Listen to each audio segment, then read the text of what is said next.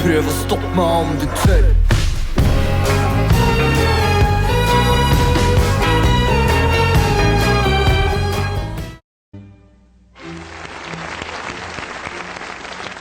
One of the first things I want you to begin to do right now is to take a brave look at your life. Look at your life right now where it is. So let me ask you some questions. As you begin to look out on the future, look out on this year, let's take personal inventory. What has brought you here? As you begin to look at the things that took place this past year, did you get out of it what you wanted? Did you achieve the goals that you set out to achieve? What part of your life or what things did you do that you don't want to be a part of your life? Are there any people, as you begin to look at your life and look at where you want to go and what you want to do, are there any people that might be some dead weight that you need to think about unloading? Because what you have found through that relationship, that it's more toxic than it is nourishing, it's more debilitating than it is empowering, and so now you've got to make a decision. See, many of us won't be able to move forward because we're not taking true inventory of our lives. As you begin to look at your emotional, your spiritual, and intellectual development, how many books did you read? How many seminars did you attend? How many classes did you take to begin to develop yourself professionally, to improve your craft or your skill? How many new things did you learn? Just take some personal inventory, just thinking, beginning to know yourself. What are the things about your past that has influenced you right now? What's your philosophy of life? What are your beliefs, things that you feel very strongly about? What are some of the things that you have picked up along the way that you've been doing them for so long you think that they're you, that you need to begin to re-examine them and perhaps get them out of your life? See, a lot of things we're doing, we do unconsciously because we picked it up somewhere in life. A friend of mine out of Chicago named Rhea Steele, I was at her house to have dinner, and Rhea, who was born in Chicago, has a tremendous southern drawl. After I met her mother, I said, where did Rhea get her southern drawl from? She said, my sisters came up from Kentucky, and they used to be her babysitter. And she picked it up while in their presence. And Rhea still has that drawl. What is it that you've picked up somewhere in life that might be a liability to you? What fear, what beliefs that you're holding on to tenaciously that's no longer allowing your life to work? It's not enabling you to produce the results that you want to produce in your life, and you're still clinging to them. See, as we go into a new world, there's some old behaviors that just won't fit. What are the events? What are the circumstances? What are the people that have shaped you? Just thinking. What are the things that you need to let go? Some things that have cost you pain, that's stifling your growth and development. What are those things? As you begin to look at your profession or your career, what is it that you need to do to begin to upgrade your skills or your knowledge, to continue for you to be competitive in the marketplace? As you begin to look at yourself and ask some of these questions, what is something that you're good at? Are you living your passion? Are you living your dream? What do you regard as your greatest personal achievement? What is the one thing that other people can do to make you most happy? Just think about these things. What would you do if you had 1 year to live and guaranteed success in anything you decided to do? What would that be? What would you do with your life if you had it to live over? Getting to know yourself. What is one value, one deep commitment from which you would never bulge? What is one cause that you would like to become involved in to make a difference on the planet? I work in the Cook County Jail in Chicago. It gives my life a great deal of joy and fulfillment.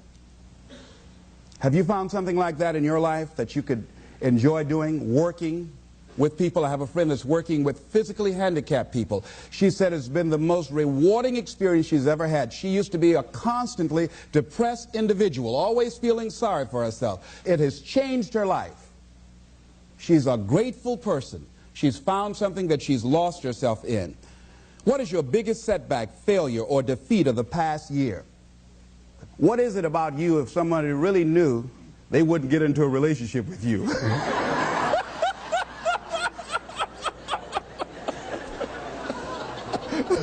Now, don't go tell it.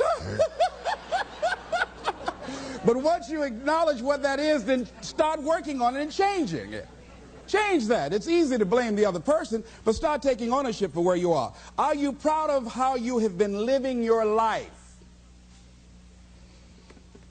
Have you explored your natural talents, your gifts, by enthusiastically trying a variety of activities? Ladies and gentlemen, a lot of us have so much talent and abilities, we just put them back on the back burner or just left them aside someplace. Never did anything with them, never brought them out here. Used to do them extremely well in high school or college, or just had a natural gift and never did anything with it. What are you sitting on? What gifts are you sitting on? Have you resigned yourself to a life feeling that nothing can be done to change your future or your circumstances? Have you been afraid to try something different because you're afraid of how people will react to you or what they will think?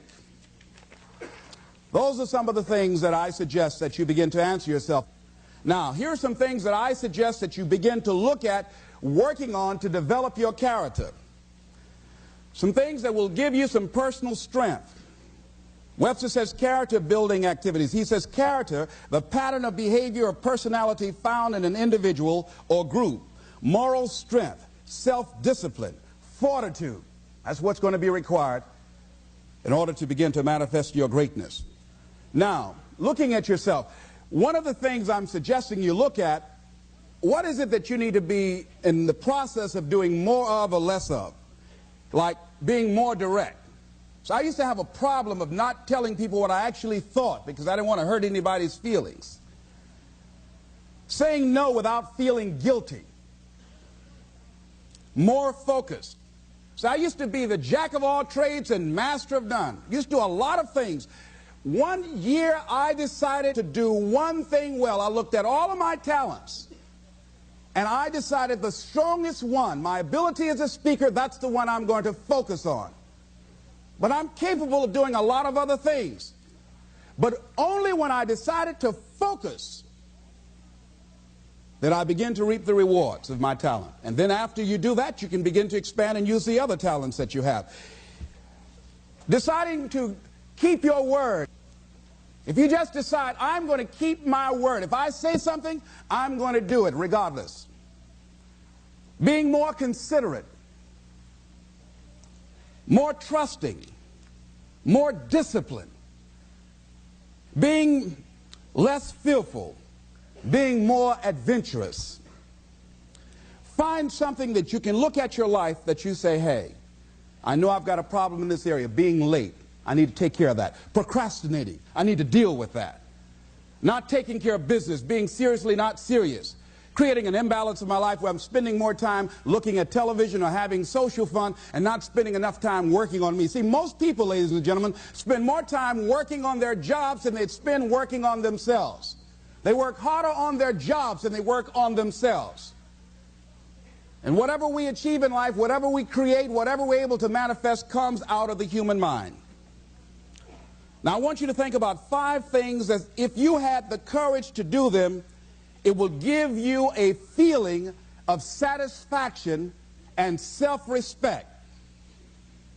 Think of 5 things that if you had the courage to do those things, you would feel a tremendous feeling of satisfaction within and self-respect. Take the time to write those things down, whatever they might be to you. It might be in your personal life. It might be in your friendships, your family relationships. It might be in your business. I was negotiating with a friend of mine that I admire a great deal. And this person went back on their agreement. And I did not challenge them on it.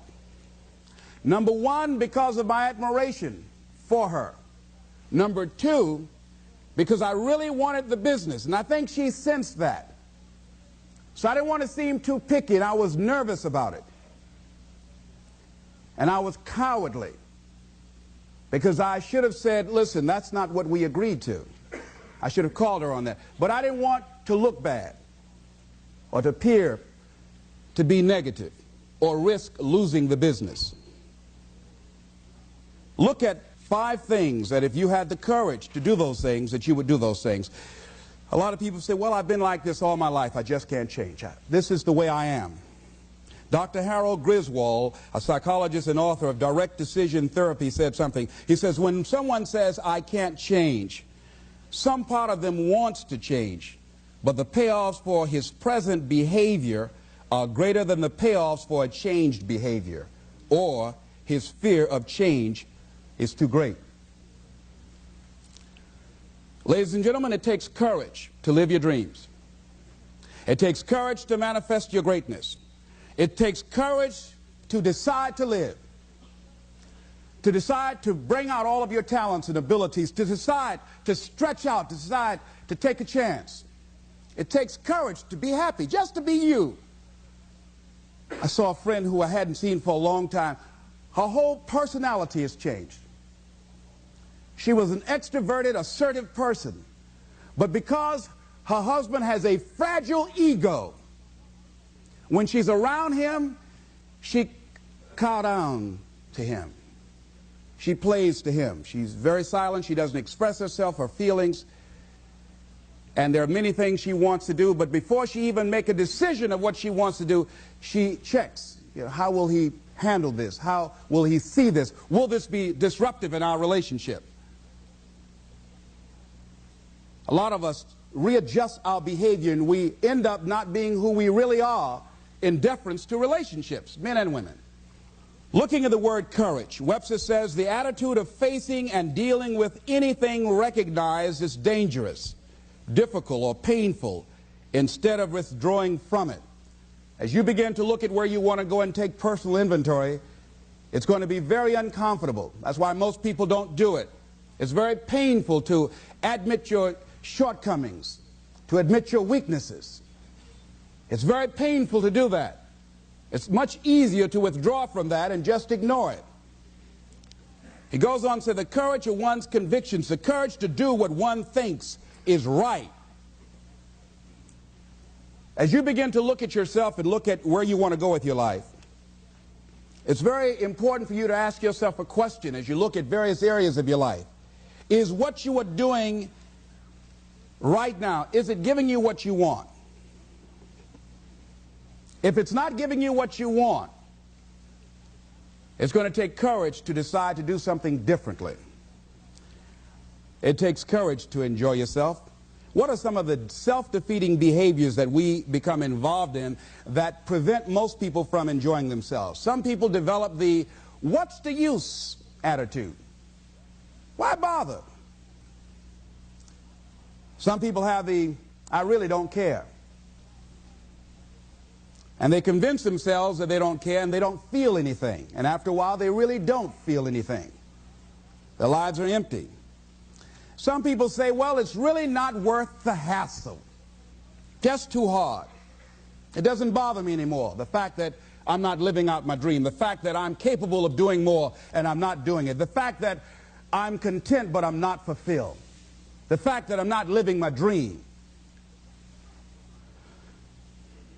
Tom Rusk and Randy Reed in a book called I Want to Change But I Don't Know How said, people go through life many times playing it safe. He says that's the secret hope, that they say to themselves, if I never let myself feel too good, maybe I'll never get hurt too badly. A lot of people don't ever do the things they're capable of doing because they allow themselves to go along with the crowd, following the crowd. Many people have things they want to do, and they find themselves in relationships with people who are addicted to mediocrity, and they allow their behavior to influence their behavior. Following the crowd. Many people don't do it because of the fact that they allow their lack of self-confidence to immobilize them. I remember when I wanted to go into business for years, that was an agonizing thought in my mind. I wouldn't try it, because I didn't believe that I could make it. Of the 5 things that you would like to do if you had the courage to do, I want you to pick one thing. Pick one And here's how to set it up for yourself that will help free you and get you unstuck. What is the worst thing that can happen if you do it? What's the worst thing that can happen? Let's say going into business for yourself, or changing careers, or getting a divorce, taking some kind of chance of something that you've always thought about doing, but you just haven't done it for whatever reason. What's the worst thing that can happen? Do the worst case scenario. Now, when you do the worst case scenario, you write those things down, the worst things that you fear would happen. When you name your fears, that puts you in control. What are you afraid of? Name it, write it out so you can look at it. Confront that fear. What is it? I'm afraid that things might work out. What else, Les? Well, I've never been in business, okay? What else, Les? Well, I don't have all the help I need, okay? Good. What else, Les? Well, I don't have enough money, all right? Good. What else, Les? Well, I don't have a college degree. What else? I'm not as good as those other guys that I've seen up there speaking, okay? What else? Well, that's all I can think of right now, okay? Good. Now, that takes you to the next step. What are the benefits? What are the benefits of your acting courageously, taking life on? Well, part of what happened was that I felt better within myself, and I had a strong sense of self-respect. Going into business for myself, I made a lot of mistakes. Sometimes I was down on myself. I felt stupid. I felt dumb because people who were in business said, why would you do something like that? Well, I didn't know. Boy, were you really dumb. And I used to chime in with them. Yes, I guess I was. I didn't know any better. But the other thing is, I had to say to myself, but I did it. I did, even if I made a flop of it, I did it. I took the chance. I took the leap. What are the benefits of your acting courageously? Whatever it is that you've identified. Write the benefits down. And then focus on them. Focus on the benefits. Not on the liabilities. Not on your fears. Focus on the benefits. That which you hold in consciousness tends to manifest itself. Think about how good you feel. Think about the level of increased self-respect, the sense of self-worth that you'll feel. How good you'll feel getting up in the morning, looking yourself in the mirror, because you're taking life on. The other thing is, acknowledge your fears and then go into action. This book is called Feel the Fear and Do It Anyway. That's it. See, I believe anybody who's ever done anything, who's ever taken a chance, doesn't mean that they are not afraid. Courageous does not mean being the absence of fear.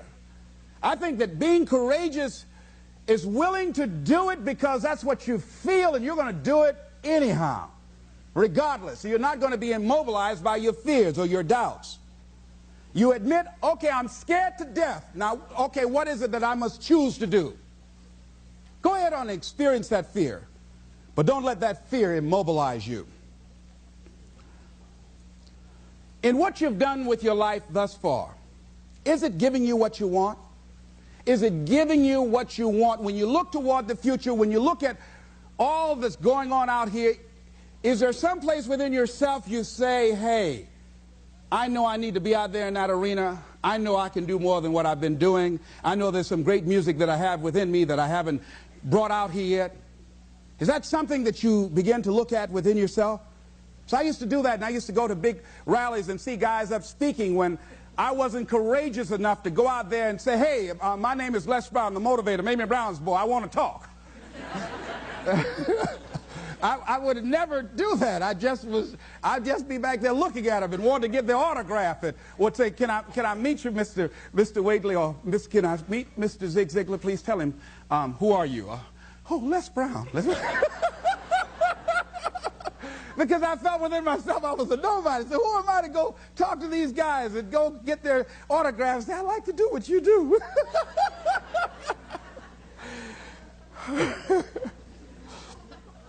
See, I say if you look at your life, and if you're not getting what you want, you owe it to yourself to do something differently.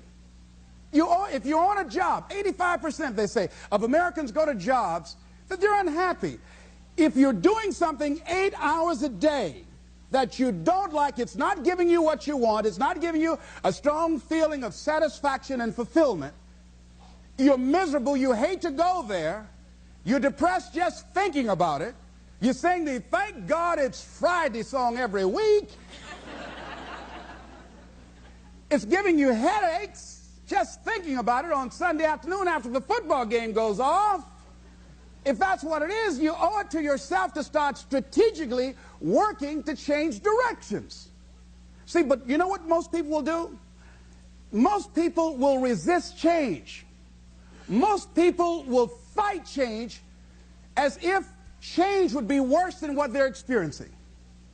See, they know this. They're familiar with this. Most people will not challenge the unknown. They won't just step out there. See, there's certain things that's got to be in place. They got to see it all together.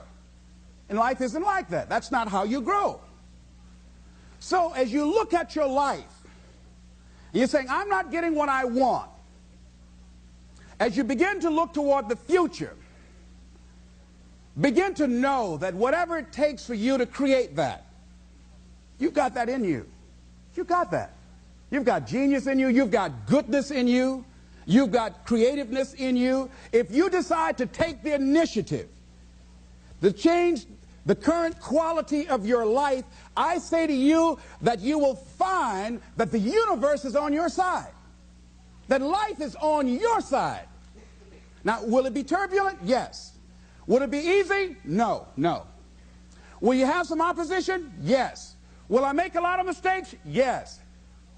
Will I get hurt? Yes. Yes. See, a lot of people won't try anything different in life because they don't want to get hurt. Let me tell you something. It's too much pain to duck.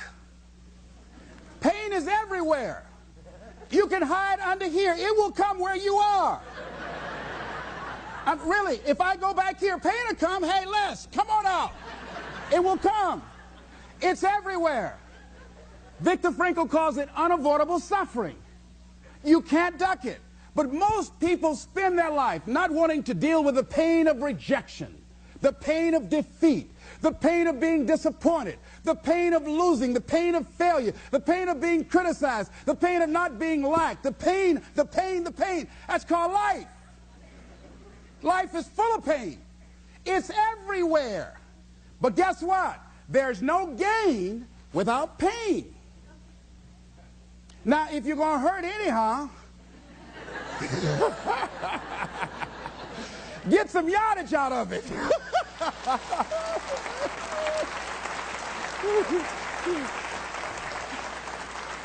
Because it's the pain of regret that you experience.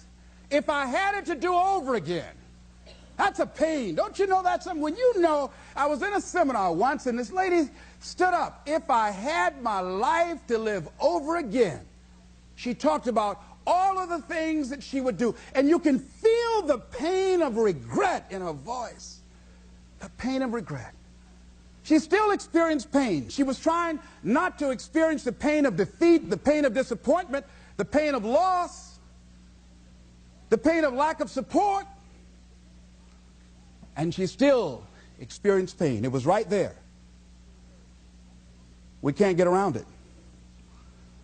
Most people are governed by their habits, their fears, and the opinions of others. A lot of people never try anything differently because they have been convinced by people in their lives that they value that they can't do it. They're living within the context of the opinions that other people have of them, the low expectations. Many people doubt themselves because when they thought about doing something at some critical point in their lives, somebody they respected and honored, somebody they believed in, somebody that they loved, someone they trusted said, you can't do that. And they accepted that. That's why I didn't go off to college. I had an instructor that I believed who said, you're not college material, Mr. Brown. You're not as smart as your brother Wesley or your sister Margaret Ann. You're not college material. Why don't you try and get you a job at the post office? Try and do something with your hand, or go down to the Miami City Sanitation Department and see can you get a job there. Or why don't you try and go into the Army? I took that test, Mr. Tellers, already. And what happened? I failed. I told you. Anybody fail the Army test, you're really in trouble. So I went down to the sanitation department to try and get a job, because that's what I believe was possible for me. As you look at your life, ask yourself the question, what would your life be like? What would your life look like if you decided not to care what people thought of you? What would your life be like if you decided to give up some of your fears? What would your life be like if you decided to become courageous? What would your life be like? If you decided to act on your dream, if you did what you felt in your heart. You know what courageous means? Tom Rusk and Randy Reed said. They said that courage comes from a French word which means of the heart. How does it feel to you? He says that courage, you know, it takes courage to live. Says most people go through life not allowing themselves to step out because they don't want to let go. They don't want to be blown around. They don't want to be moved. The courage to face life's whirling wind of contradictions. The courage to love yourself. The courage to love. For years, I was afraid to love. The courage to take a chance. The courage to be who you are. He says, courage isn't for somebody else, for medals, applause, or moral debts. Courage is what at that moment feels most right for you. Not just situational ethics, but what feels right in your heart. The word of the heart. What feels right in your heart. One great philosopher says, cowards die many times before their deaths. The valiant never taste of death but once. What does that mean? That valiant people aren't afraid? No, no, no. It means that they experience that fear and they move forward.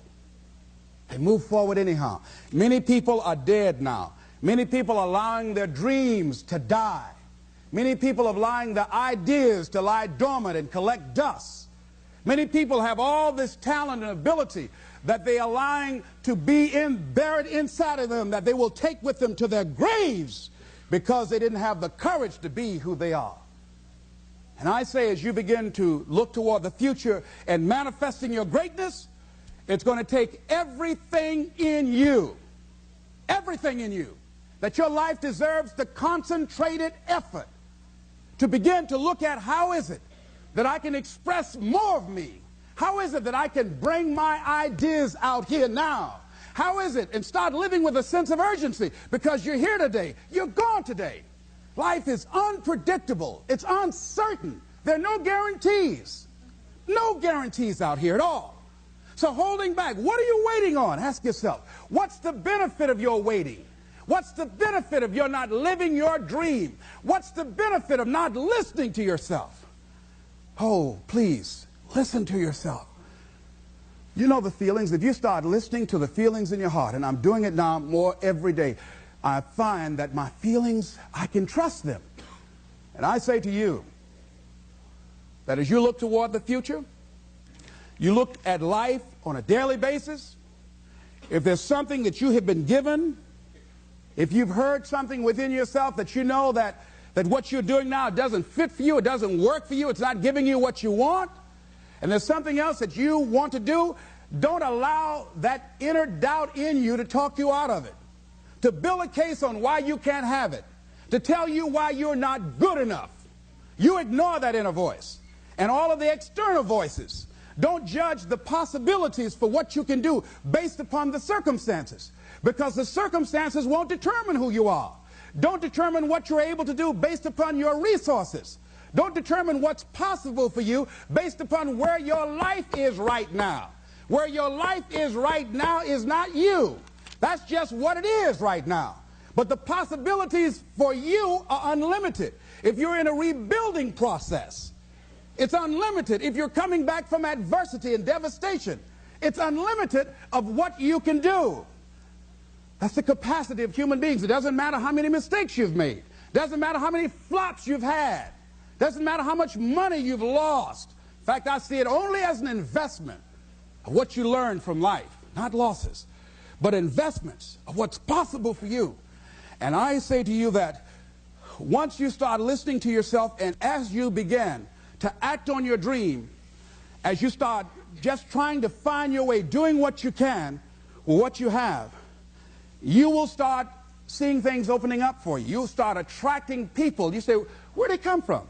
Things will start coming together, clicking for you. You say, whoa. You start brainstorming. Ideas will come out of nowhere as you focus on it.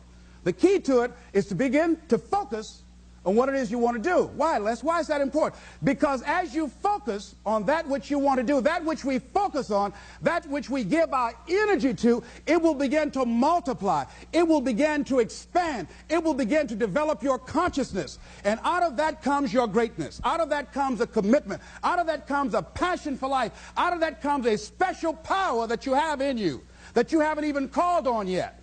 See, the powers that we have will never reveal themselves if we don't challenge them, if we don't put ourselves in a position where we have to use them. So one of the most important things is reading a book that's a really interesting book called Instant Millionaire, and the guy said, put yourself in a position where you can't retreat, where it's do or die, sink or swim. Here's what you'll find out. You'll develop incredible swimming skills. Or swallow half the pool of life. You'll find yourself stroking unlike you've ever seen before. Through the inspiration of desperation, you'll become more creative than ever before. So what is it? How do we handle that whole piece? Throw your whole self into it. See, most people go at it tentatively. They don't give all their stuff. They don't concentrate.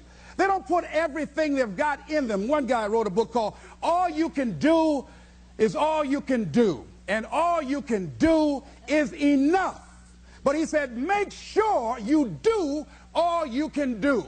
And if we're honest this evening, we know that we haven't done all we can do. So as we look at the future, we can decide that from this day forward, as I look at my personal relationships, if I look at my professional relationships, if I look at my family relationships, as I look at all the dimensions of my life, looking at myself mentally, emotionally, and spiritually, I'm going to do all I can do to develop me, to bring my talent out here, to make a contribution to life. I don't know what you want to do. Here's what I know about you, that you've got greatness within you. As you look toward the future and developing your greatness, begin to know that your life is worth the effort. Is it easy? No. Is it worth it? Yes. Yes, your life is worth it. And so it is. This is Mrs. Mamie Brown's baby boy, Leslie Calvin Brown, saying it's been a plum-pleasing pleasure as well as a privilege. Thank you all here.